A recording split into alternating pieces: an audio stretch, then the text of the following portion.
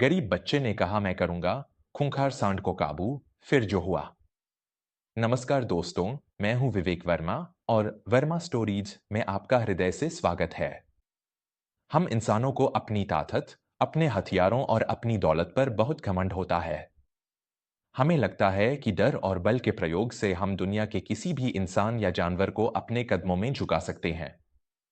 लेकिन हम यह भूल जाते हैं कि जहां हथियारों की धार और बाहुबल दम तोड़ देते हैं, वहां प्रेम और करुणा अपना असर दिखाते हैं।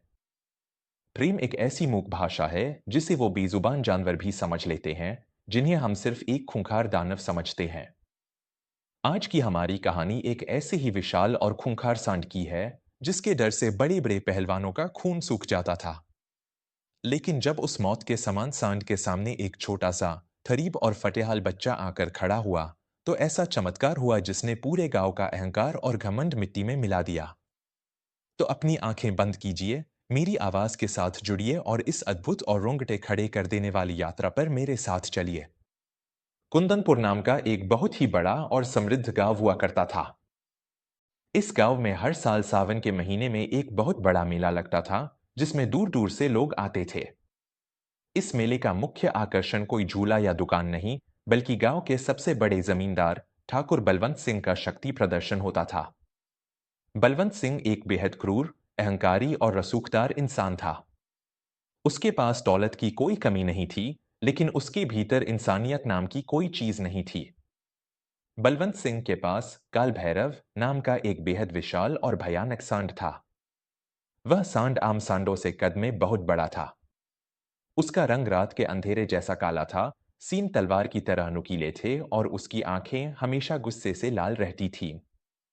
बलवंत सिंह ने उस सांड को कभी प्रेम नहीं दिया था। उसे हमेशा भारी लोहे की जंजीरों से बांध कर रखा जाता और उस पर कोड़े बरसाए जाते थे, ताकि वह खूंखार बना रहे और लोग बलवंत सिंह से खौफ खाएं। मेले का आखिरी दिन था। पूरा कुंदनपुर मैदान खचाखच भरा हुआ था। ढोलन गाड़ों की आवाज से आसमान गूंज रहा था। तभी चार मजबूत आदमियों ने मोटी मोटी जंजीरों से खींचते हुए काल भैरव को मैदान के बीचों बीच लाया। सांड गुस्से से फुंकार मार रहा था और उसके खुरों से जमीन की धूल उड़ रही थी। बलवंत सिंह ने अपनी मूंछों पर ताव देते हुए एक ऊंचे मंच से घोषणा की, सुनो गांव वालों, ये है मेरा काल भैरव। इसकी सींगों में साक्षात मौत बसती है। आज मैं पूरे कुंदनपुर और आसपास के सभी गांवों को चुनौती देता हूं। है कोई माई का लाल जो बिना किसी हथियार के, केवल अपने हाथों से इस काल भैरव के गले में ये लाल पट्टा पहना सके? जो भी ये कर दिखाएगा, उसे मैं पूरे 1 लाख रुपए नकद और अपनी 10 बीघा जमीन इनाम में दूंगा। और अगर कोई नहीं कर पाया, तो मान लेना कि इस इलाके का इकलौता राजा मैं हूं। 1 लाख रुपए का इनाम सुनकर भीड़ में सन्नाटा छा गया। इनाम बहुत बड़ा था। आसपास के गांवों से आए कई बड़े बड़े और भारी भरकम पहलवानों ने अपनी जांघों पर ताल ठोंक कर अखाड़े में कदम रखा। सबसे पहले शेरा नाम का एक बहुत ही खूंखार पहलवान आगे आया। उसका शरीर लोहे जैसा था। उसने सांड की आंखों में धूल झोंकने की कोशिश की और जबरदस्ती उसके सींगों को पकड़ने के लिए लपका। लेकिन काल भैरव कोई आम जानवर नहीं था। उसके भीतर सालों की प्रताड़ना का गुस्सा भरा हुआ था। सांड ने एक भयानक फुंकार मारी और अपनी गर्दन का ऐसा झटका दिया कि 100 किलो का वह पहलवान हवा में उड़ता हुआ 10 फुट दूर जाकर गिरा। उसकी पसलियां टूट गईं और मुंह से खून आने लगा। एक एक करके 5 और पहलवानों ने कोशिश की।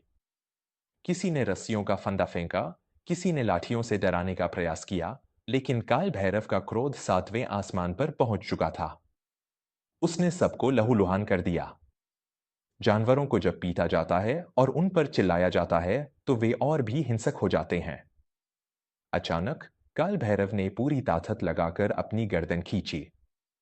एक कान फोड़ देने वाली आवाज आई और लोहे की वो भारी जंजीर, जिससे वह बंधा था, टूट गई। मैदान में चीख पुकार मच गई। मौत आजाद हो चुकी थी। काल भैरव गुस्से में अंधा होकर भीड़ की तरफ दौड़ा। लोग अपनी जान बचाने के लिए एक दूसरे को कुचलते हुए भागने लगे। मेले की दुकानें टूट गईं, टेंट उखड़ गए। सांड जिसे भी अपने सामने पाता, सींग मारकर उड़ा देता। बलवंत सिंह अपने ऊंचे मंच पर खड़ा कांप रहा था। उसके आदमियों ने भी अपनी जान बचाने के लिए वहां से भागना शुरू कर दिया। तभी उस भागदौड़ के बीच जानकी नाम की एक बहुत ही बूढ़ी और कमजोर औरत ठोकर खाकर जमीन पर गिर पड़ी। जानकी के घुटने में चोट लग गई और वह उठ नहीं पा रही थी। काल भैरव ने उस लाल साड़ी पहनी हुई बूढ़ी औरत को देखा और अपने खुरों से मिट्टी उड़ाता हुआ पूरी रफ्तार से जानकी की तरफ दौड़ा। सबने अपनी आंखें बंद कर ली। सबको लगा कि आज इस बेचारी बूढ़ी औरत का अंत निश्चित है। लेकिन तभी भीड़ को चीरता हुआ एक 12 साल का लड़का उस सांड और उस बूढ़ी औरत के बीच दीवार बनकर खड़ा हो गया। उस लड़के का नाम भुवन था। भुवन के शरीर पर फटे हुए और मैले कपड़े थे। वह गांव के नुक्कड़ पर एक चाय की दुकान में बर्तन मांजने का काम करता था। भुवन अनाथ था, उसका इस दुनिया में कोई नहीं था। उसे लोग जूठन दे देते थे, लेकिन वह अपना आधा खाना गांव के आवारा कुत्तों और गायों को खिला देता था। भुवन को उस मौत के समान सांड के सामने खड़ा देखकर मंच से बलवंत सिंह जोर जोर से हंसने लगा। बलवंत सिंह ने चिल्लाते हुए कहा, अरे ओ पागल लड़के, क्या तेरी अक्ल घास चरने गई है? ये बड़े बड़े पहलवानों को चीर चुका है। तू क्या इस पहाड़ को रोकेगा? अभी इसी वक्त वहां से हट जा, वरना तेरी मां को तेरे शरीर की एक हड्डी भी नहीं मिलेगी। भीड़ में से भी कई लोग चिल्लाएं, अरे भुवन, भाग वहां से बेटा, वो तुझे मार डालेगा। लेकिन भुवन अपनी जगह से 1 इंच भी नहीं हिला। काल भैरव पूरी रफ्तार से फुंकार मारता हुआ भुवन की तरफ आ रहा था। दूरी बस कुछ ही कदमों की बची थी। भुवन ने अपने हाथ हवा में नहीं उठाए, उसने कोई लाठी नहीं ली। उसने बस अपनी आंखें बंद की और अपने दोनों हाथ बहुत ही शांति से नीचे की तरफ खोल दिए। जैसे ही सांड उसके बिल्कुल करीब पहुंचा, भुवन ने बहुत ही मीठी, शांत और गहरी आवाज में कहा, शांत हो जा मेरे दोस्त, शांत हो जा। यहां कोई तुझे मारने नहीं आया है। मैं हूं ना। तेरा भुवन, वह आवाज, वह एक पुकार, जैसे कोई जादू कर गई। काल भैरव के जो खुर जमीन को चीर रहे थे, वे अचानक रुक गए।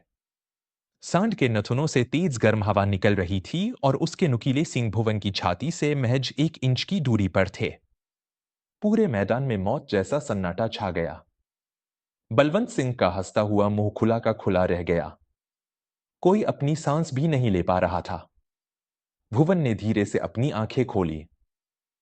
सांड की लाल आंखों में देखते हुए उसने अपना नन्हा और कांपता हुआ हाथ आगे बढ़ाया।